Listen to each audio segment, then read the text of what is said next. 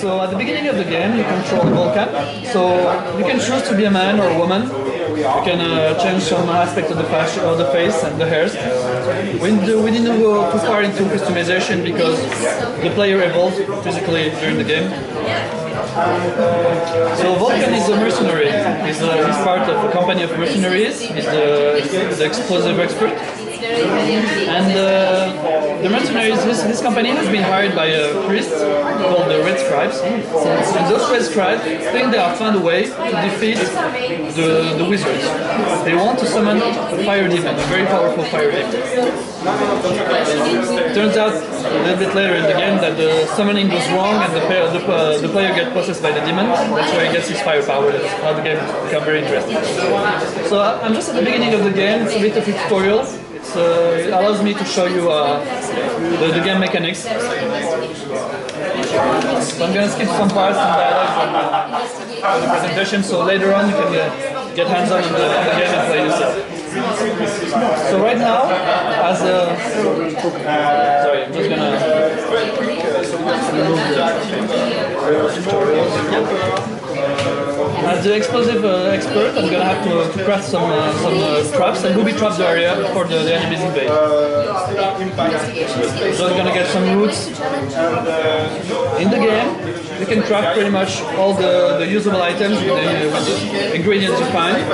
You can also upgrade all of your equipment through craft.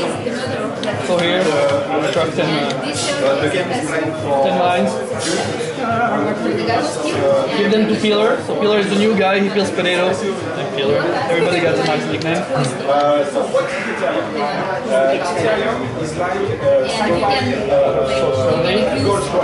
So like we did in Mars, we have a tactical menu. It slows down the game. Doesn't stop the game, it slows down the game. Allows you to look around, strategy, look for enemies, decide if to strategy. It also allows you to use items or powers. For now I only have the mines, so I'm going to plant some mines. You can also bind any of the elements of this menu to one of the 4 keys, X, Y, and Z. So here it's bound.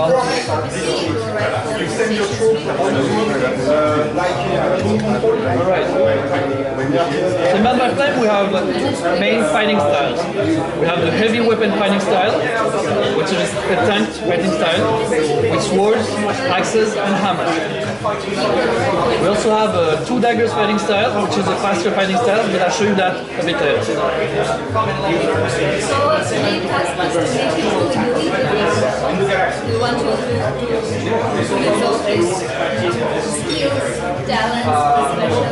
Okay, so in the two-handed fighting style, okay, you can block, you can counter-attack if you block at the right time.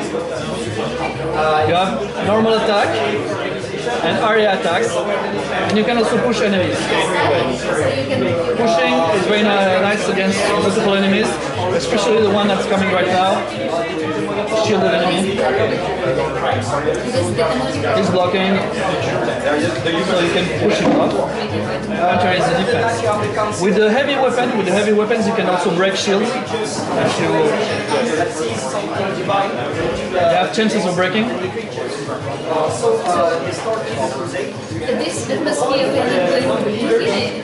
We also have ranged weapon, crossbows. So crossbows come with different type of ammo. You have poison ammo, explosive ammo, and normal ammo. Just gonna go with normal there.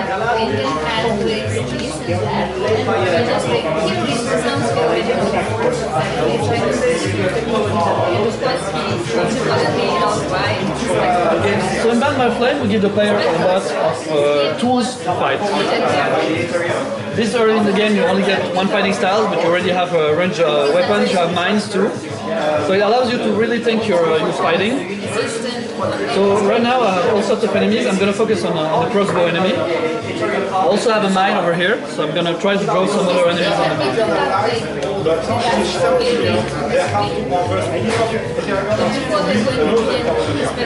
Take off. And then try and draw them on the mine.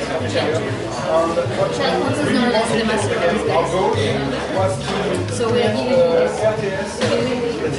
giving We also trap. We also have a charge attack.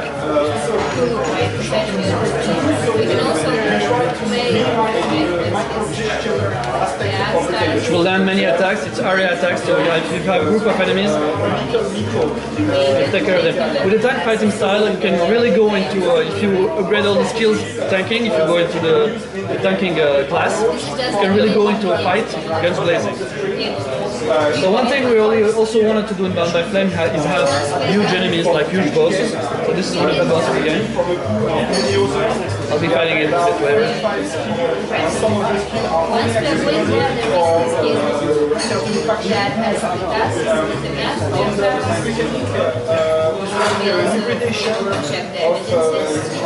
So you've seen like the first kinds of enemies, like skeletons, undead. They're quite easy to defeat. When they're in group, you really have still to manage the crowd manage them. I'm going to show you a new kind of enemy. It's they're resistant to physical damages, so it's better to defeat them with firepower or with explosives. I don't have firepower yet, so I'm going to go with explosives. Later in the game, we have enemies that change from resistant to physical and resistant to magic, so you have really to switch. We also have an enemy that has which is poisonous, so you have to stay distant, and so you have to craft ammo and think about it. Think about keeping ammos for them. So I'm just going to go with explosives. And before I started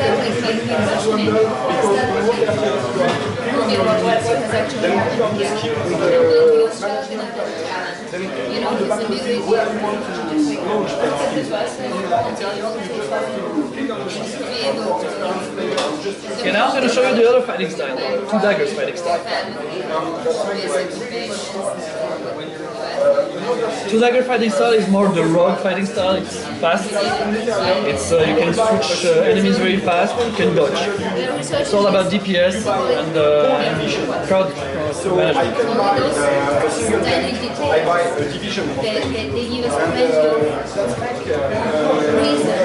What exactly they went through. So So you have all the same kind of attacks, but you have the dodging too. You can change target, really crowd control, you move faster, and then you have skills to increase your speed and your movement. If you're good enough, you can dodge at the right time. We still have some bugs, the game is still in being polished. If you dodge at the right time, you can do a counter attack with what do you call it? With a critical hit. Two daggers fighting style offer also stealth. We try to make every fighting situation so they offer stealthiness possibilities. In this case, just for the tutorial, it's easy. So you guys are not looking my way. But you can backstab an enemy when you're stealthy, but backstabbing doesn't kill immediately. So you have to pick your target. Here I know this guy has a shield. I know that if I backstab him, I'm going to do lots of damage, but then he's going to block. And with the two daggers, you cannot break his shield. On the other hand, this guy, if I manage to finish him, I only have one enemy to fight. So I'm going to go for this one.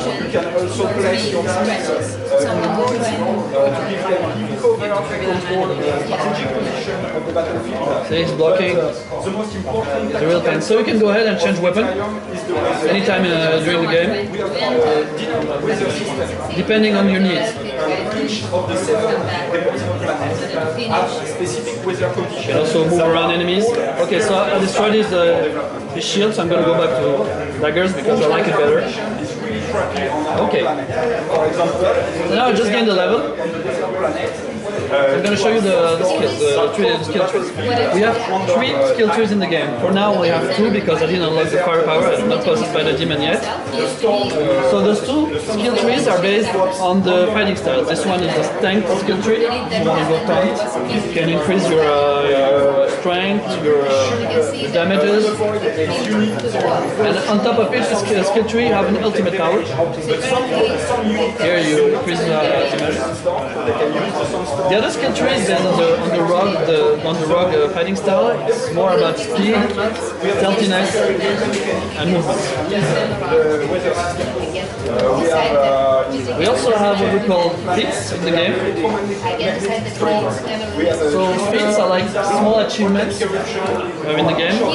If you do the prerequisites, you can have access to this feat, and you can buy a feat by using feat points that you get when you level up. So you can focus on some points in the game. So you have feats for exploration, feat for combat. For instance, there's a feat that gives you more experience for each kill, and such and such.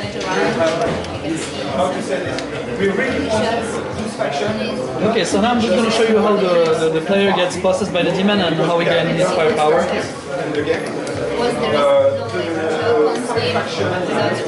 So the player gets possessed by the demon, and the demon is a character on his own.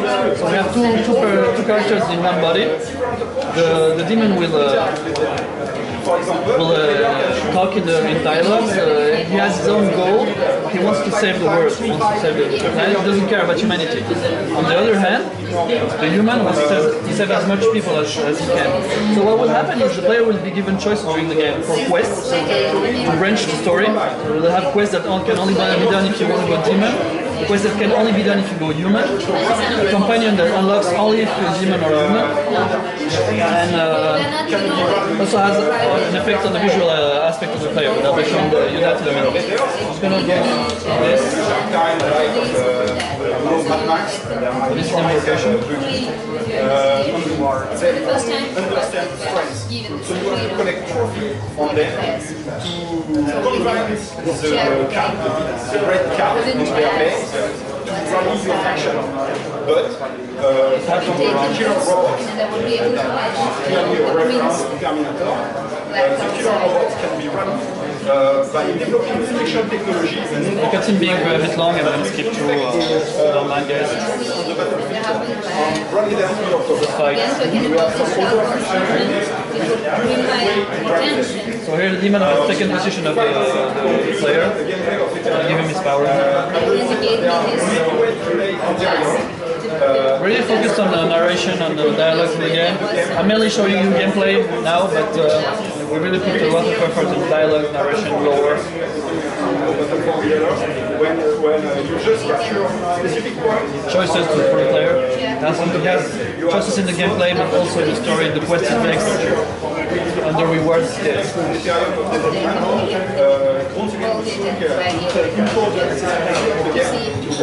Okay, so here's our new skill tree.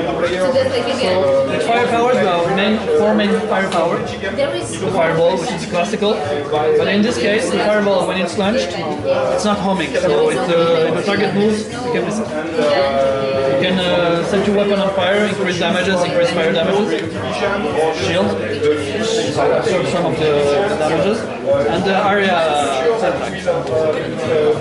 We also have an ultimate, which summons a spirit, a fire spirit that will fight with you during the game. So my firepower are bound to Y. This is the Juggernaut. I'm not gonna do the fight against the Juggernaut because it takes a while. I'd like to show you more things.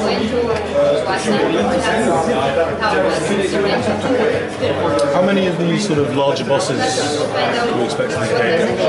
We have 3 huge bosses and a few small ones. There are 2 of the game. Okay, so I'm going to show you very further in the game.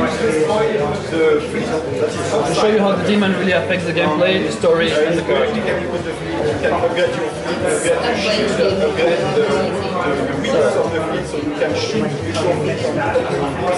So as I was telling you, the more you go demon, the more you choose the demon way, the more it affects your physical aspect. This is the latest physical evolution of demon that you get. It's gradual throughout your choices in the game.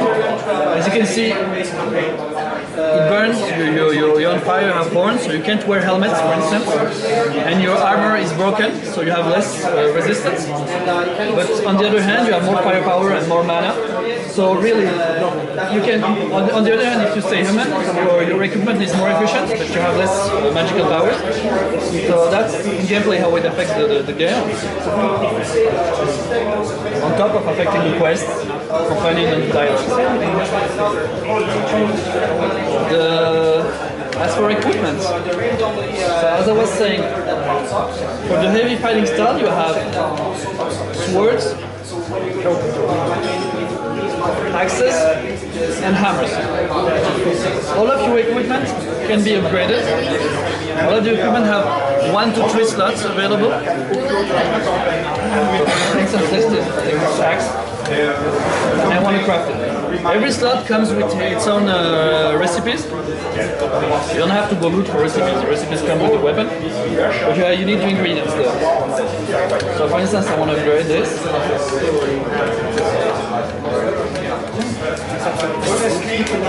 Same goes for daggers, same goes for crossbow and armor. For instance, this one. It's plain, and then you can go and add shoulders. Can be accomplished quite about 6 or 7 hours. All this affects the gameplay as well. You can pimp your player as much as you want. We also have companions in the game. You can unlock up to 5 companions in the game and have 2 companions following you at a given time. We tried really to have companions have special abilities to balance with your choices. So for instance, this companion can snipe enemies with his bow. Other companions have healing abilities, other ones have mind control abilities over enemies. You can give them orders, give them to be more offensive, defensive, or use their special abilities. The game also has a night-day cycle. So during night you have some quests that you can do only at night. You have enemies that will pop only at night. And we really wanted the night to be dark and oppressive. I'm just gonna show you a bit of the night. Did you like it? So does it move at a certain point where it's scripted to be night, or does it happen just organically? Yeah, we do have some point of the game where it's scripted, and we do also have some point of the game where you don't have the night-day cycle, just for the story. But otherwise it's organic. Yeah, otherwise it's organic, just moves. So you have the lights that you can turn on or turn off during night. You're more visible by enemies, so if you're stealthy but you turn on your light, you get protected more easily. So yeah, really try to implement the night as a gameplay, as part of the gameplay, and not visual, not only visual. So this is pretty much all of it for the story and the gameplay for Bound by Flame, I think. Maybe you guys want to play a bit? Yeah. Do you guys have questions first? So you've announced it for Xbox, PS3, PC, and PS4. Yes. Is it coming to Xbox One? Well, we don't have plans right now for Xbox One. It's not excluded, but we don't really have plans for Xbox One. Unfortunately, we didn't manage to get the development kits in time, and we didn't want to be late on our schedule. Cool. In terms of the game, was it developed with current gen in mind and then ported to next gen, or with next gen? It was developed to be multi-platform, so yeah, we on the PS4 we're